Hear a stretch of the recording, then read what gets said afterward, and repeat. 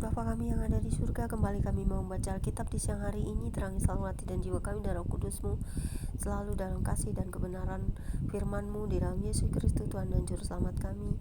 Haleluya Bapa, amin. Pembacaan Alkitab di siang menjelang sore ini terambil dari 2 Raja-Raja 10 ayat 1 hingga dengan ayat yang ke 17 dengan perikop Yehu memunahkan keluarga Ahab yang berbunyi demikian. Ahab mempunyai 70 orang anak laki-laki di Samaria. Yehu menulis surat dan mengirimnya ke Samaria, kepada pembesar kota itu, kepada para tua-tua dan kepada para pengasuh anak-anak Ahab. Bunyinya, Sekarang, segera sesudah surat ini sampai kepadamu, kamu yang mempunyai anak-anak tuanmu di bawah pengawasanmu, lagi pula mempunyai kereta dan kuda, dan kota yang berkubu serta senjata, maka pilihlah seorang yang terbaik dan yang paling tepat dari antara anak-anak tuanmu. Lalu dudukkanlah dia di atas tahta ayahnya. Kemudian berperanglah membela keluarga tuanmu.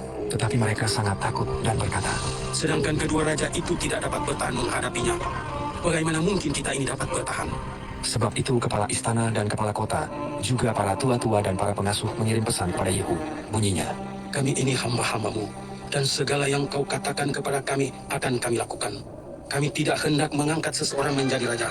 Lakukanlah apa yang baik menurut pemandanganmu. kemudian Yehu menulis surat untuk kedua kalinya kepada mereka. Bunyinya, Jika kamu memihak kepadaku dan mau menurut perkataanku, ambillah kepala anak-anak tuanmu dan datanglah kepadaku besok kira-kira waktu ini ke Yisrael. adapun ke-70 anak raja itu tinggal bersama-sama orang-orang besar di kota itu yang mendidik mereka. Tatkala surat itu sampai kepada mereka, mereka mengambil anak-anak raja itu, menyembelih ke-70 orang itu, menaruh kepala orang-orang itu ke dalam keranjang, dan mengirimkan semuanya kepada Yehu di Yisrael. Ketika suruhan datang memberitahukan kepadanya, telah dibawa orang kepala anak-anak raja itu. berkatalah Yehu. Susunlah semuanya menjadi 2 timbunan di depan pintu gerbang sampai pagi. Pada paginya keluarlah Yehu, berdirilah ia, lalu berkata kepada segenap orang banyak, Kamu ini tidak bersalah. Memang akulah yang telah mengadakan persepakatan melawan tuanku dan telah membunuh dia. Tetapi semua orang ini, siapakah yang membunuh mereka? Ketahuilah sekarang, bahwa firman Tuhan yang telah diucapkan Tuhan tentang keluarga Ahab, tidak ada yang tidak dipenuhi. Tuhan telah melakukan apa yang difirmankannya dengan perantaraan Elia hambanya.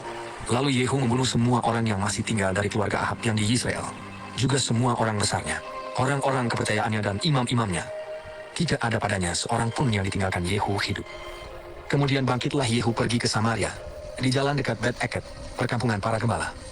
Bertemulah ia dengan sanak saudara Ahazia, Raja Yehuda, lalu ia bertanya. Siapakah kamu ini? Jawab mereka, Kami adalah saudara Azia, dan kami datang untuk memberi salam kepada anak-anak raja dan anak-anak ibu suri. berkatalah Yehu. Tangkaplah mereka hidup-hidup. Lalu ditangkaplah mereka hidup-hidup, dan disembelih dekat perigi Bet-Eket, 42 orang, dan tidak ada seorang pun ditinggalkannya hidup daripada mereka. Setelah pergi dari sana, bertemulah ia dengan Yonadab bin Rekab, yang datang menyongsong dia. Ia memberi salam kepadanya, serta berkata, Apakah hatimu jujur kepadaku seperti hatiku terhadap engkau? jawab Yonadab, Ya, jika ya, berilah tanganmu. maka diberinyalah tangannya. Lalu Yehu mengajak dia naik ke sampingnya ke dalam kereta. Berkatalah Yehu, Marilah bersama-sama aku, supaya engkau melihat bagaimana giatku untuk Tuhan. demikianlah Yehu membawa dia dalam keretanya. Setelah Yehu sampai di Samaria, maka ia membunuh semua orang yang masih tinggal dari keluarga Ahab di Samaria. Ia memunahkannya, sesuai dengan firman yang diucapkan Tuhan kepada Elia. Demikianlah pembacaan kitab kita siang hari ini.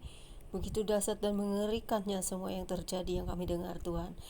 Begitu mengerikannya tentang hukuman dan pembunuhan yang dilakukan ataupun kejahatan yang menimpa mereka yang telah melanggar firman-Mu atau yang telah berbuat jahat, sehingga semuanya mereka harus menanggung akibat dari perbuatan kejahatan itu sendiri. Tuhan, tapi kami yakin di zaman-zaman ini Tuhan tidak pernah melalaikan kami orang-orang yang mau hidup dalam pertobatan.